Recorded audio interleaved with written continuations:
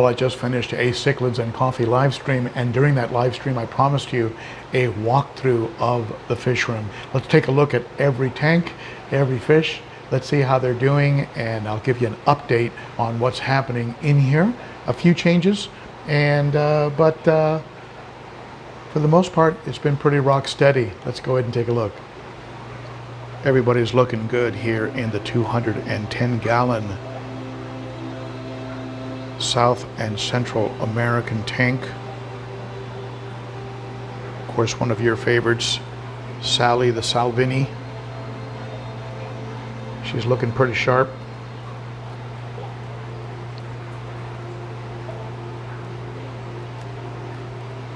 Has really kind of mellowed out, not really as aggressive as she was originally. Silver dollar ditherfish are doing great.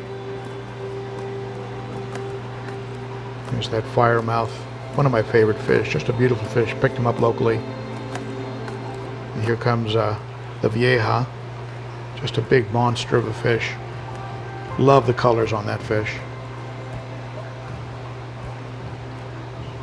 The two Oscars. Albino red tiger and your standard red tiger.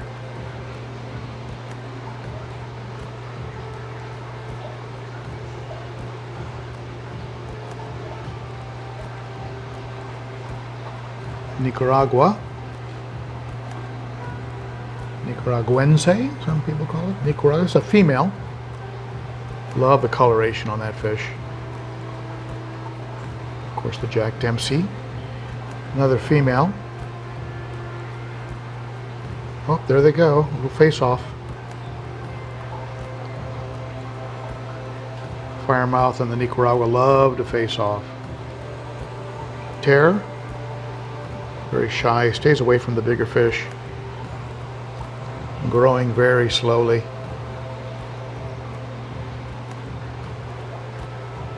Eating very well though. Went through a period where was very shy about eating, but really attacks the food now. Might be that new mix that I put together. If you saw that short video on all the different ingredients that I was putting into my food, you know, maybe those North Fin or those extreme red wigglers, you know, they look like little worms when they go in the water. Eating very, very well. Love the colors of the chocolate cichlids. They like to hide in the shadows a little bit, but I can coax them out sometimes. They think there's going to be some food, they'll come out. Chocolate cichlids. You can see the Oscar trying to clear out the area just in case some food gets dropped in. Here's the other chocolate. There's two chocolates in here. Don't get bit by them, boy oh boy. They got some sharp teeth.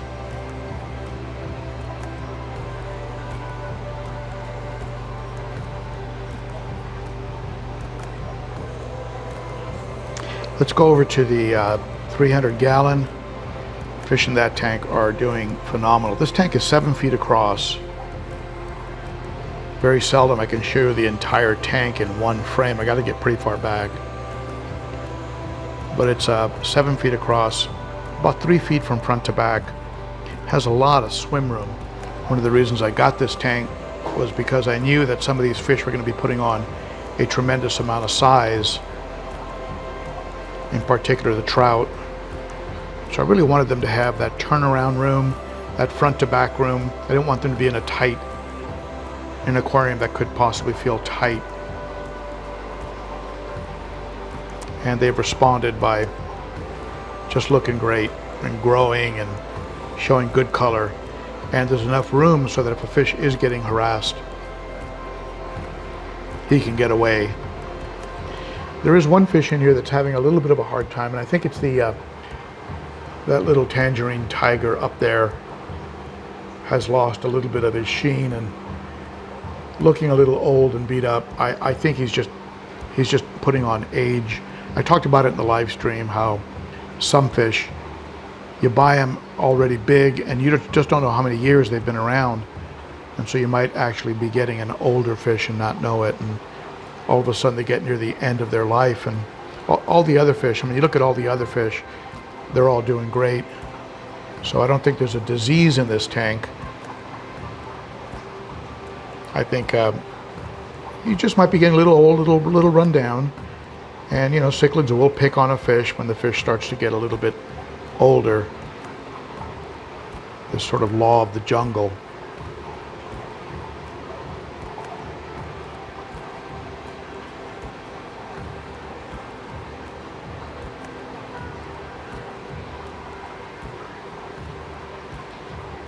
Let's take a look at the 90-gallon. Happy to report that everybody in here is doing very, very well. Let's see if the, usually the camera has a hard time getting the real colors and detail on this red spotted Savuum. Just such a bright fish, tends to overwhelm cameras. Here's the red shoulder. Definitely the more aggressive of the two Savuums. And the geos. Love those geos. They love going after each other. That never stops. AC Heckelei, featured in a recent video on fish I feel I neglect and don't give enough camera time to, but he's a beautiful fish. Not sure if it's a male or a female. Can you tell? Let me know in the comments. I do have some Buenos Aires tetras in here as dither fish. And there are a couple electric blue Ocharas, which I consider some of the most beautiful fish in the hobby. I have two of them in here. Both of them are showing really, really good colors. Let's go over to the planted. This is the planted 55-gallon tank. Everybody in here is doing great. The plants are doing great. Fish are doing great. Some of the plants that are normally pushed into this wood are getting pulled out because of the hornwort. The hornwort will kind of anchor on the anubias and then drift around the aquarium like a big green iceberg, and it just pulls the plants out of the wood. You can see there. Fortunately, that doesn't kill the plants. I mean, the plants can continue to thrive. Lemons, serpas.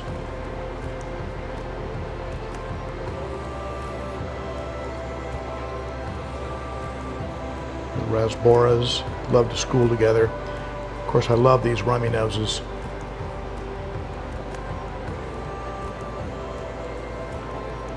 Love those red noses.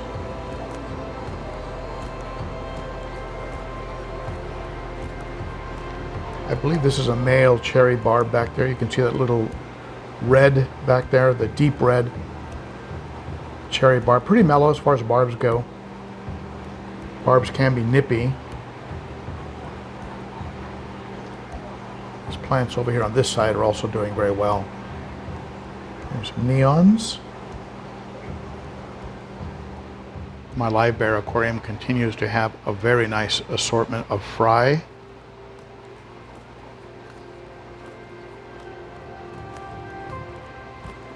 See them there.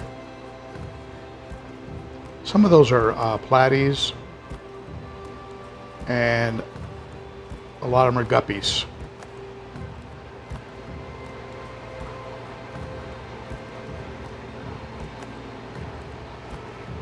Lyre tail.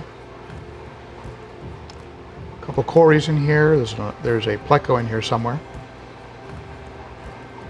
And I've added an additional sponge filter, so I have two sponge filters. Those are the sponge filters from the Aquarium Co-op.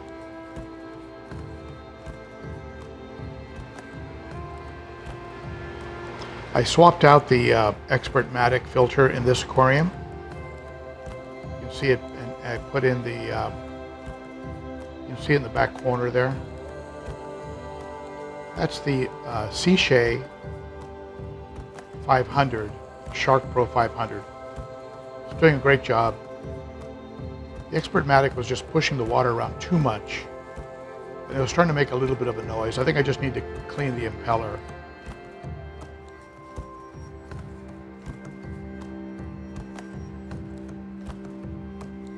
Hornwort doing great. Got a lot of it. And here's the Betta Paradise. The Betta Penthouse. Got some water sprite, along with some hornwort, some anubias, some java fern, a little red lily, and the Betta's in here somewhere. He loves hanging out. There he is. He anchors himself.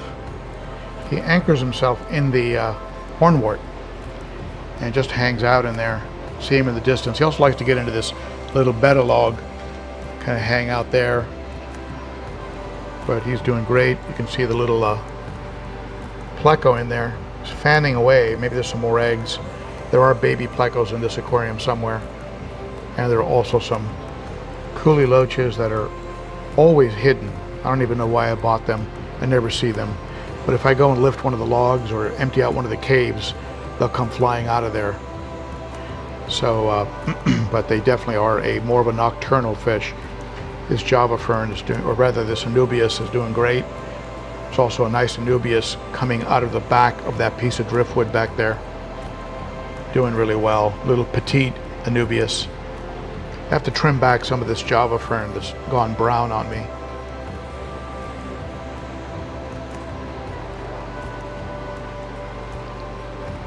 But this little Betta tank is doing very, very well. Don't you love the long view on an aquarium? This aquarium is 7 feet long, so you get a real nice long stretch of aquarium when you look at it through the side. Some people black out the sides of their aquariums. I wouldn't like that at all, because I love this side view of a tank.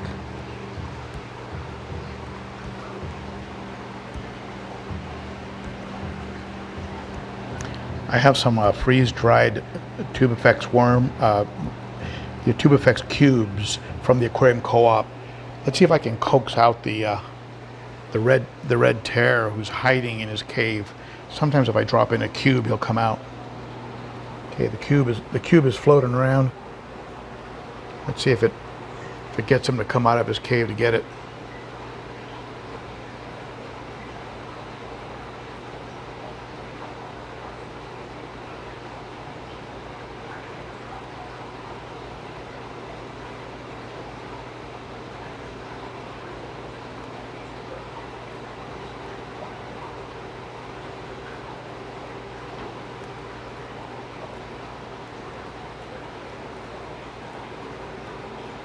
There you go.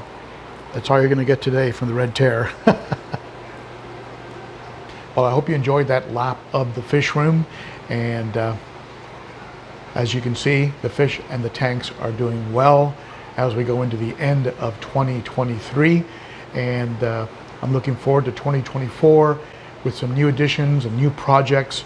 I hope to get that 60-gallon acrylic tank going with something in it, some kind of a project going in there. Maybe start off some discus, maybe even do a Mabuna tank. Maybe in 2024 I'll go ahead and breed that red tear, get that red tear a female, and see where that goes. Any other projects that you think I should be doing, be sure to comment below. Let me know. I'm always interested in what you have to say. But otherwise, that's it for me. Thank you to all of you who've supported the channel in 2023 with your Patreon monthly support membership. That's been very, very appreciated. It helped get me to Aquashella. And also a big shout out to all of you who've subscribed and liked and watched my videos. You've made 2023 a wonderful year. All right. Thank you, my friends. I'll see you again soon. That's it for me. Bye-bye.